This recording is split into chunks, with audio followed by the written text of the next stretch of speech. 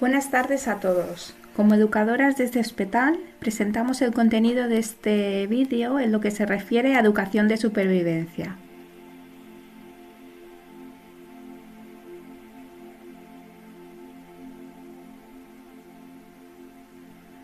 Respecto a la insulina, sabemos que es una hormona que se produce en las células beta de los islotes de Langerhans del páncreas.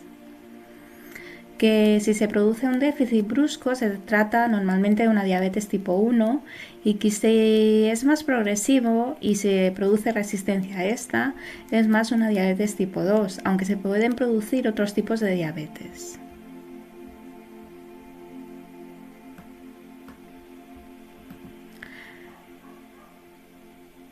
Respecto a los tipos de insulina, vamos a diferenciar dos tipos básicamente.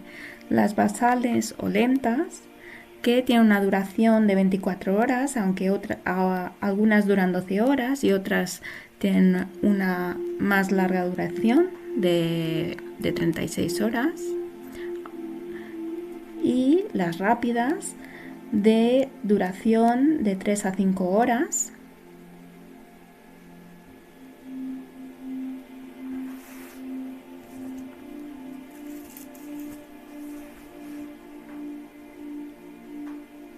La acción de las insulinas la comparamos con la metáfora del grifo que gotea a la basal, que se administraría siempre independientemente de la glucemia prepandrial y de las ingestas. Viene a ser la que se cubre las necesidades basales del cuerpo.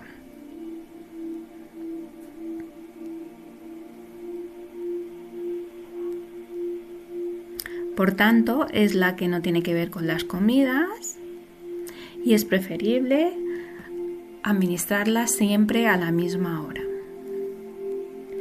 Y el grifo más abierto se refiere a la insulina que ponemos antes de cada ingesta y depende del valor glucémico que tengamos y de la ingesta que se vaya a hacer. Es el bolo de insulina encaminada a metabolizar los hidratos de carbono de esta ingesta.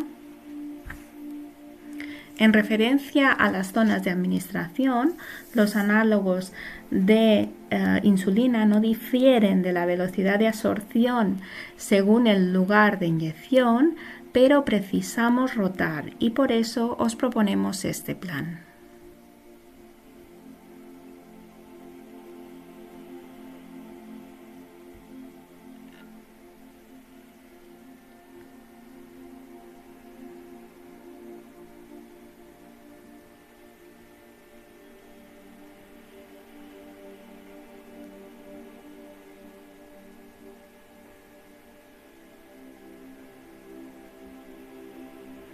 En cuanto a la conservación, solo destacar que si usamos poca insulina y no vamos a gastar todo el contenido de la pluma en 28-30 días, es conviene marcar en el calendario o anotar en la pluma la fecha de abertura para evitar esta caducidad.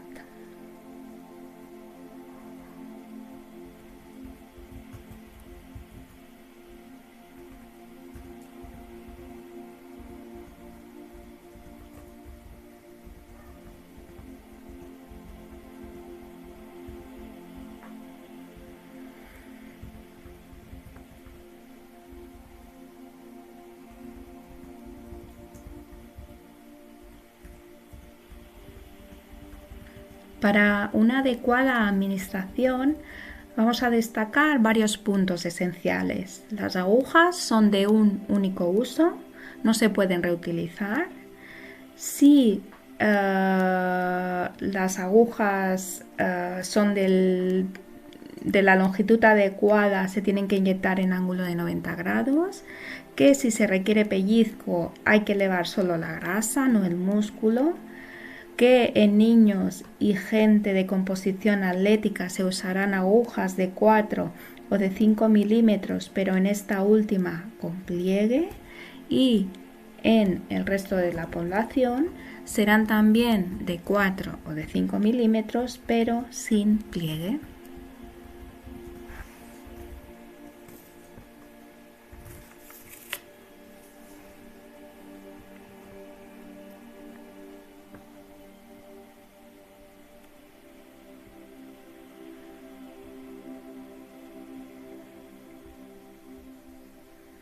En cuanto al uso de la pluma, es importante purgar siempre con 2 unidades al haber retirado los 2 tapones iniciales. Luego, después del purgado, se marcará la dosis que necesitamos en la ventana de dosificación y pasaríamos a pincharnos. Justo después de pincharnos, que en la ventana de dosificación veamos el 0, esperaremos contando hasta 10 hasta retirar la pluma de nuestro cuerpo.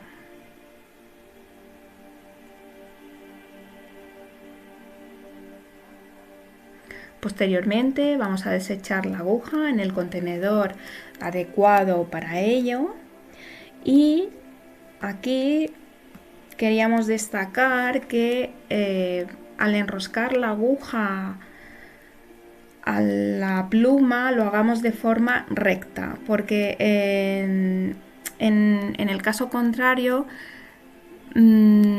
si se tuerce al enroscar, no permite el paso de la insulina correctamente.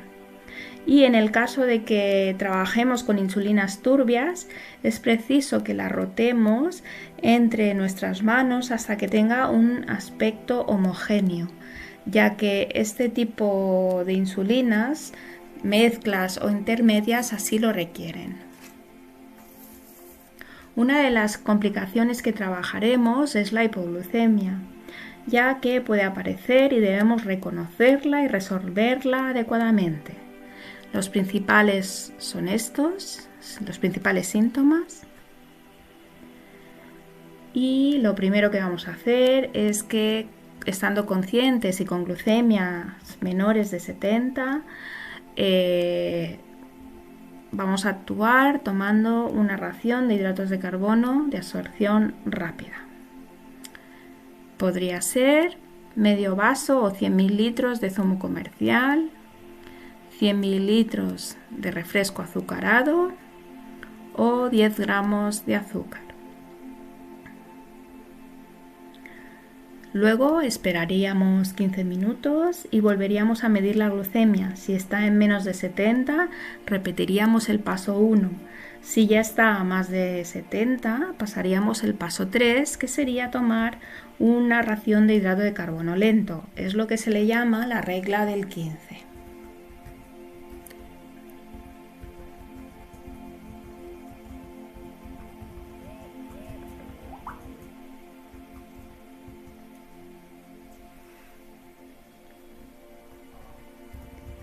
Si bien es cierto que la cantidad de hidrato de carbono simple depende también del peso, podemos ajustar a la edad.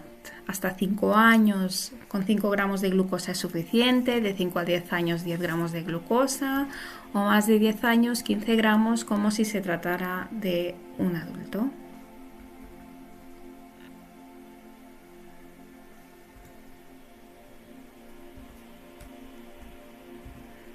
En el caso de que la hipoglucemia nos llevara a una inconsciencia o con imposibilidad de tragar, el tratamiento es el glucagón, una hormona que tenemos en la nevera y que se administra reconstituida. Hay que mezclar el líquido con el polvo e inyectar.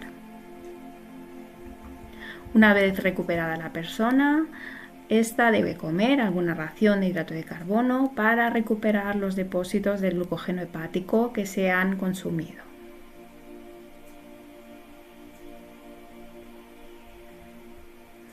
Y como última diapositiva, comentar que los tipos de hidratos de carbono que tenemos son los simples y los complejos, y que para recuperar una hipoglucemia vamos a los simples, porque se trata de moléculas más fáciles de digerir. En el caso de la glucosa se trata de una única molécula, en el caso de la sacarosa de 2 moléculas, pero que también nos valdrían. Pero no podemos utilizar hidratos de carbono complejos como los almidones, porque son cadenas largas unidas que es más difícil de absorbir a nivel de estómago y que tardaría mucho a recuperar una hipoglucemia. En el caso de una hipoglucemia y como alternativa al azúcar, también podemos utilizar dextrosa o, como ya hemos dicho, compuestos de glucosa que nos funcionarían para resolver esta hipoglucemia. Y eso es todo y esperemos que os sea útil esta información. Hasta pronto.